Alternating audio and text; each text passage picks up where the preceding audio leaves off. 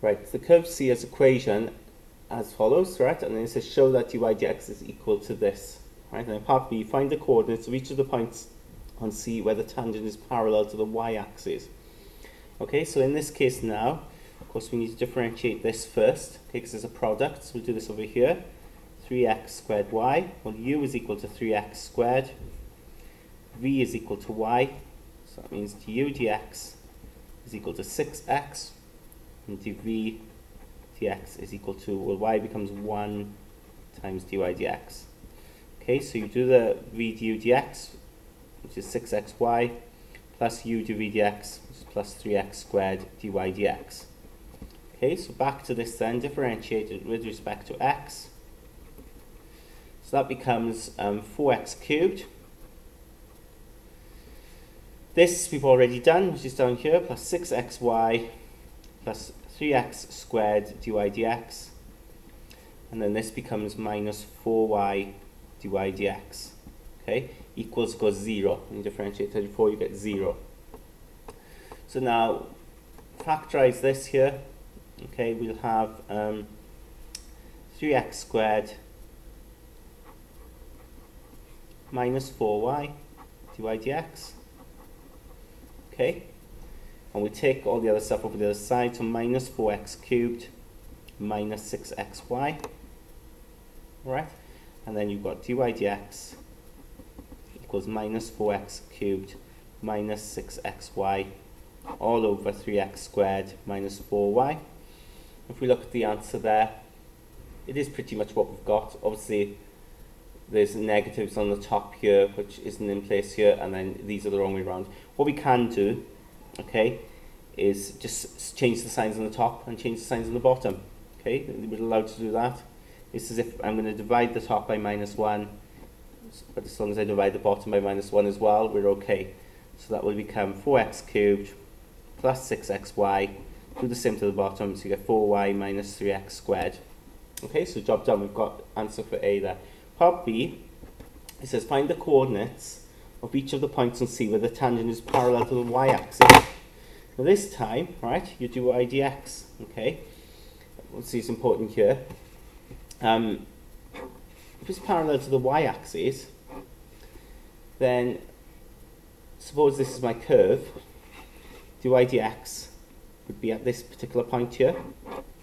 That makes sense? Because it's got to be parallel to the y-axis, going in the same direction as the y-axis. So this will be my dy dx. Okay? This will be my dy dx. It will be vertical. Okay? It will be vertical line dy dx will be, because they want the coordinates where the tangent is parallel to the y-axis. So we've got a vertical tangent here. Okay? And of course, if it's vertical and you ask the gradient, well, the gradient here, okay, because it's vertical, is going to be infinity, isn't it? In other words, dy dx, right, is heading towards infinity, vertical. So if this is infinity, right, this is infinity, we need to establish what exactly is going on with this. And if you remember the idea of you can't divide by 0, because if you divide by 0, you go into infinity, right? Simple as that. So if dy dx is going to infinity, that means this bottom must be 0. In other words, this is true. Okay? So we've got 4y minus 3x squared is equal to 0. Okay? So the bottom is 0, you got this is true, so we could say then 4y equals 3x squared. Okay? And from there then, it's up to us how we want to manipulate this. I suppose we could say then y equals 3/4 x squared. Okay? Take that 4 over. Now what I would do now is substitute this in to my original curve. Always sub it in to find the coordinates. So remember now we've got, so we'll say sub into x to the power 4 plus 3x squared y minus 2y squared equals 34. So if we sub it in there, we've got x to the power 4 plus 3x squared. Okay, so we've got y then, which is 3/4 x squared.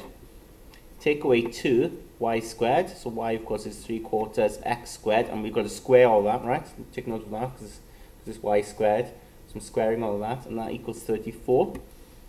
Okay, so a bit of work here, simplifying work. This is x to the power 4. This will be then, if we times the numbers, you've got 3 times 3/4, which is 9/4.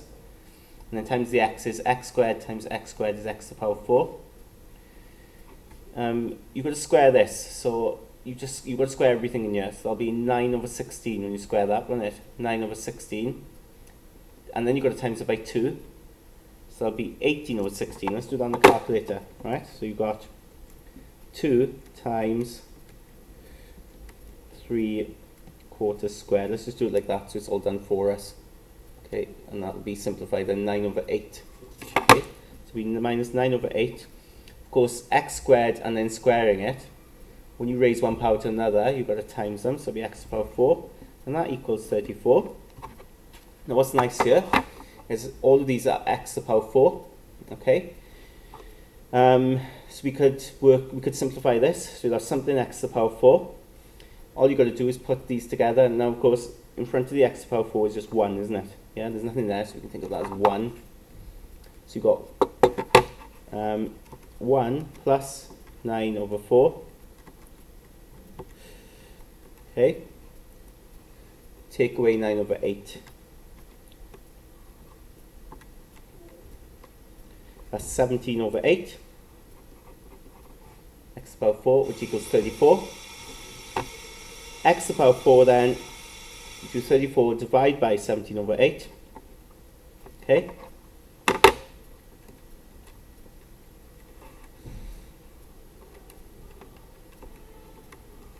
That comes to 16.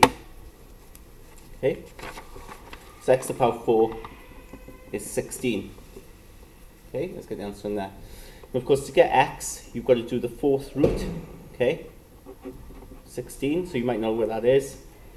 Right. If not, use your button there. Okay, the 4th root there. Okay, I should write 4 there, sorry, I'm not a quarter. 4th root. This comes out as 2, doesn't it? Okay, but it's plus or minus 2, right? Because it's like when you square root, you do plus or minus. When you do the 4th root, it's also plus or minus. When you do multiple roots of 2, so square root, 4th root, you do plus or minus. So x is plus 2, x is minus 2. Okay, and of course we need to work out y as well. Okay, so if we go back now, just to remind ourselves, y was equal to 3/4 x squared. Okay, so you can just sub into y equals 3/4 x squared. So when x equals 2, y will equal 3/4 2 squared. Okay, so you sub that in. Okay, if we work that out on your calculator, it comes out as 3. And then when x equals minus 2, y will equal 3/4 minus 2 all squared. That also comes out as 3. Okay, so the coordinates are 2, 3, and minus 2, 3. Okay, and this job done. Well done.